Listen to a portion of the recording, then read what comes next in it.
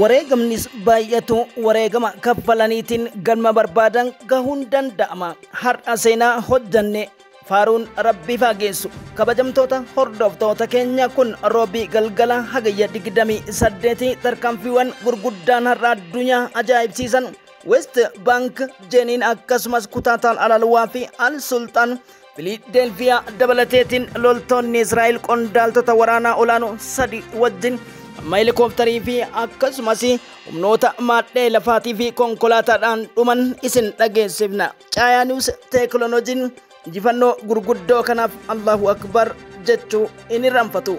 Isinoo maal jettu? CTN subscribe like gochuun kanneen haarawaa taatan nuti dabalama. Video isin garsiifnu irratti ammoo copyright irraa walaba nu taasisuu fi akkuma beekamu saffisaan CTN jedha dachaa nu barreessa walii share gochuun dagatina kallattiidhaan gara إجودوان حرت سنجاسفنا على منزل تحصن فيه جنود الاحتلال خلف الكلية الجامعية في حي تل الهوى جنوبية جنوبية مدينة غزة. Palestinian Islamic Jihad, the Al-Quds Brigade, says it's prepared to release some captives for humanitarian reasons. كون في نهاية المطاف أمام نتنياهو إلا التسليم بما يقضي به الميدان.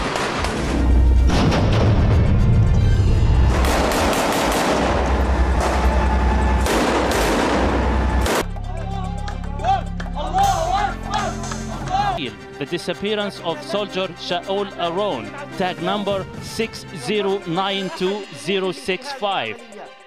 The disappearance of soldier Shaul Aron, tag number 6092065.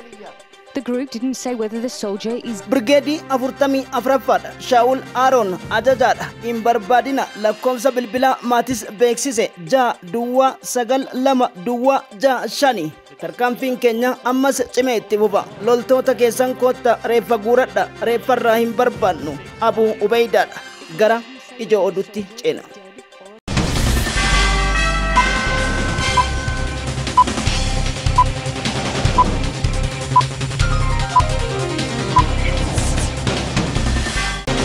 Akka mul'atan kabajamtoota hordoftoota keenya roobii galgala hagayya 28 gidduu galeessa irratti maddeeffataniif injifannoo mujaahidoota addunyaan ajaa'ibdee kan loltootaa fi qondaaltonni keessatti dhumatan West Bank Jenin akkasumas kutaawwan gurguddootaa Alalwaa fi Kaanee Nuusitti loltoonni Israa'el akka baalatti harca'uun ijoo keenya duraati.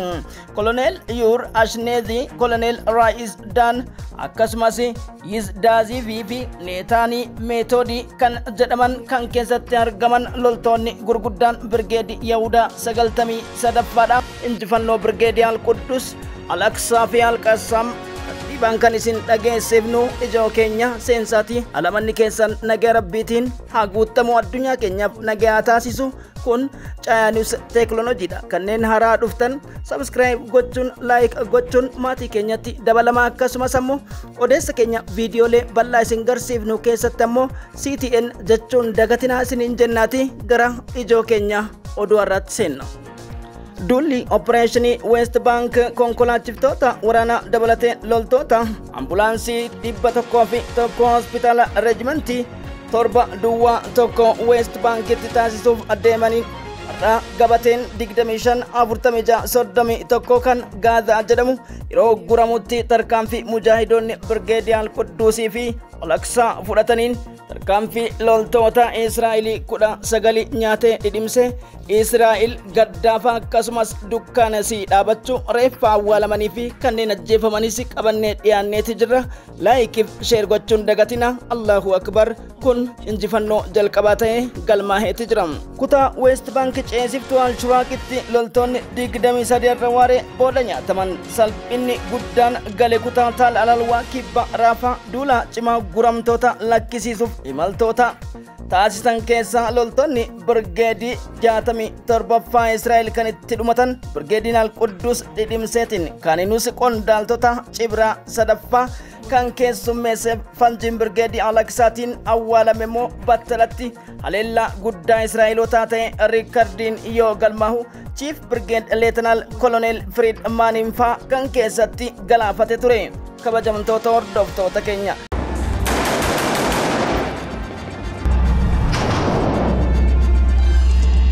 نفذت من قبل فصائل المقاومة على بعد 7 أشهر من كمين المغازي تعود قوات الاحتلال مرة جديدة إلى المحافظة الوسطى. هل اختلف حال المقاومة خاصة مع ما شهدناه تفجير حقل ألغام، استهداف تفجير نفق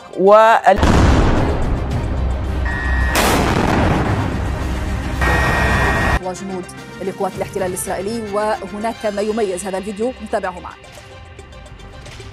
الاحتلال بعد عمليات نوعية نفذت من قبل فصائل المقاومة على بعد 7 أشهر من كمين المرحلة الثانية من ممر كشفيم. الآن هذه العملية هي عملية مركبة والانفجار، وكان مسبقا هذا المبنى دخلوا 23 شخص.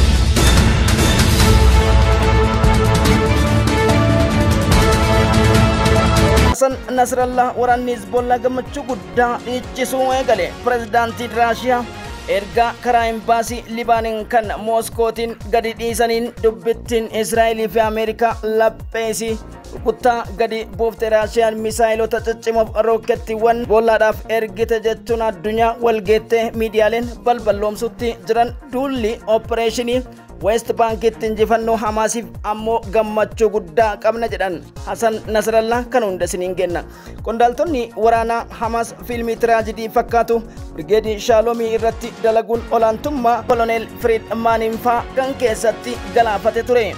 Kabajamtoota hordoftoota keenya intalli miidiyaa Aljaziiraas gurraan isin kenna.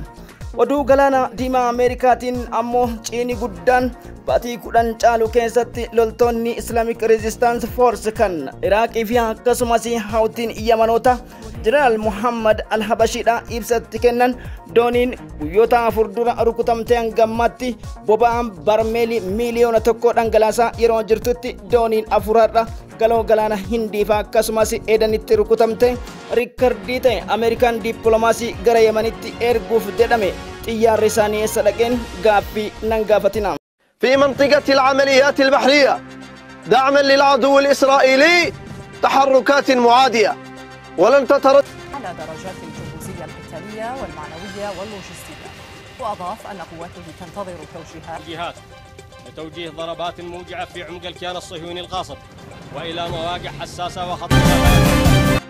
هركز رسانه قوی تر داشته باشه مورد حمله رژیم صهیونی صغار أصابع الاتهام وجهت إلى إسرائيل.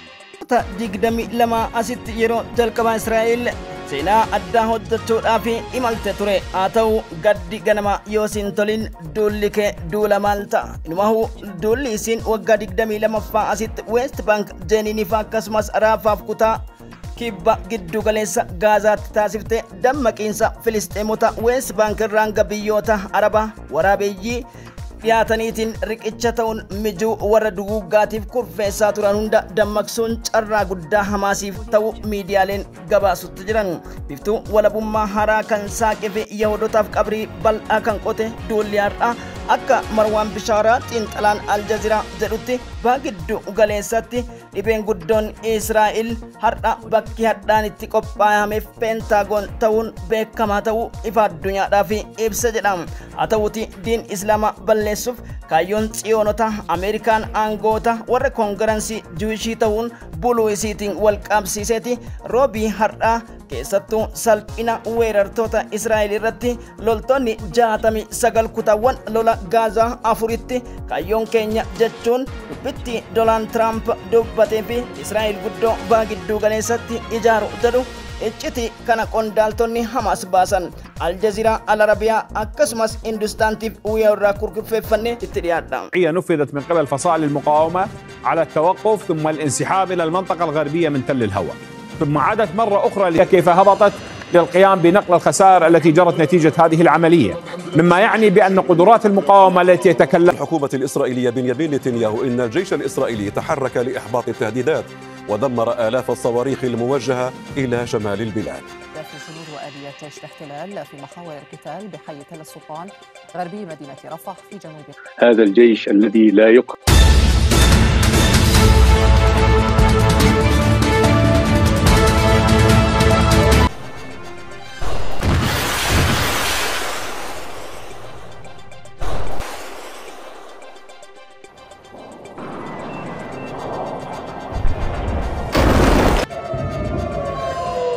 7000 هلا بوصل له.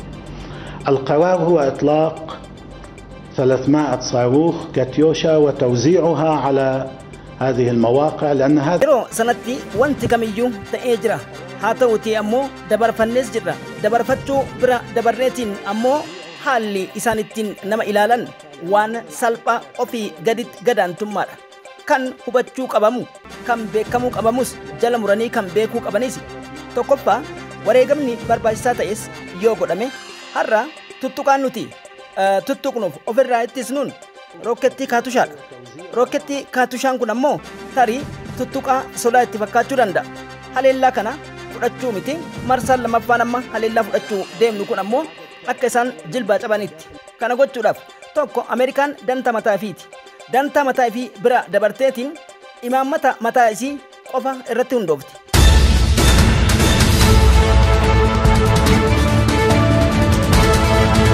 Miidiyaa hedduun akka baasaa jiranitti Israa'el humnoota baha gidduu galeessaa keessaa eenyumaa caalaa Hizbollaadha sodaatti jedhan.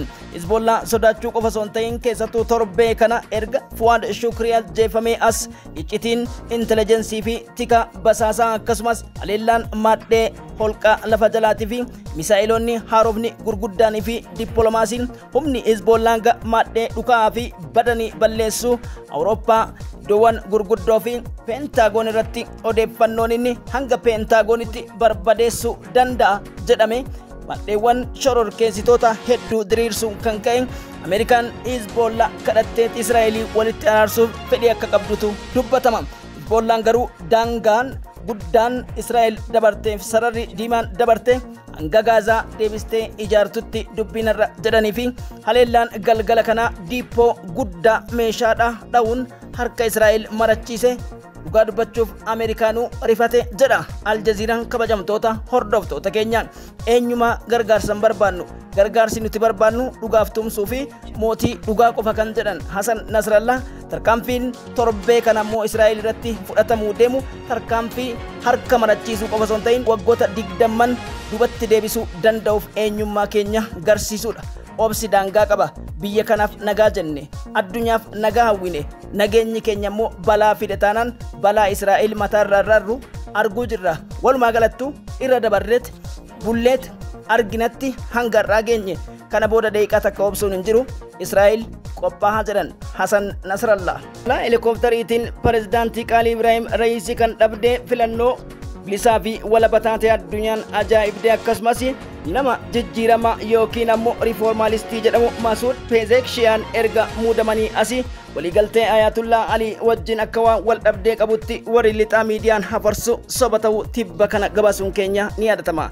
Iraan erga niwukileerii fixxee waa hunda fixxee irraa qabdeetiin negotiation yookiin waliigaltee niwukileerii Ameerikaan qophaa'e jettuu jechuun hafarsuu eegalan. Haa ta'uutii Ayatullah Ali Alkaaminiidha karri keenya banaadha dhufaniitiin waa'ee dhimma niwukileerii qofa irratti wajjin haasa'uu dandeenya. Kana jechuun ammoo diinota keenyaan araaramna jechuu miti jechuun kaabinee ministeerota pirezidaant Pezeshkiyaadhaan eeggannaa akka godhanii fi Ameerikaa jechuun najisa amantaniitti of kennuu osoo hin taane wanta goonu kamiyyuu gochuu qabna. Garuu sochiin tokko Libaanosii fi akkasumas ammoo gama Israa'eliitiin jiraannan tarkaanfii keessa deebii hin qabne akka fudhatanii fi Iraan filannoon isii nagaya ta'uu addunyaa beeksisuu barbaanna jechuun koominiitii dhaabbata mootummoota gamtoomanii fi jaarmiyaalee mirga namoomaatii fi dhaabbata atoomii fi niwukileerii idil addunyaa beeksiftee jirti. Hanga ammatti Ameerikaan kan dafqirraan cite deebii takkallee hin kennine. Vladimir Putin arra akka taas miidiyaatii fi Axios, Newsweek fi Interfact jedhanitti itti qoosaa jiraachuu Iraanii Ameerikaa irratti ajaa'iban. Ameerikaan bara dukkanaa keessa jirti. Iraan ammallee hubachuu hin dandeenye. Iraan teekinooloojii fagaattee jirti. Filannoon Ameerikaa bara kana anin beeku dubbii jettu dubbatan. Miidiyaaleen idil addunyaa hedduun cimina Iraanii yeroo haasa'aa jiranitti Ameerikaan waliigaltee nagaa niwukileerii kanaaf hagammatti deebii akka hin kennin himamee jira. Odeessi keenya irraaf qabnu kana fakkaata. Nageenya addunyaa keenyaaf guddinni biyya keenyaa fi nageenya addunyaa hundaaf haa ta'u bakka jirtanitti milkiiwwan gurguddoon isin haa dhaqqabdu. Miidiyaa kana chaanaalii kana guddisuudhaan nu cinaa dhaabbadhaa. CTN sagalee mujaahidoota halkan gaarii.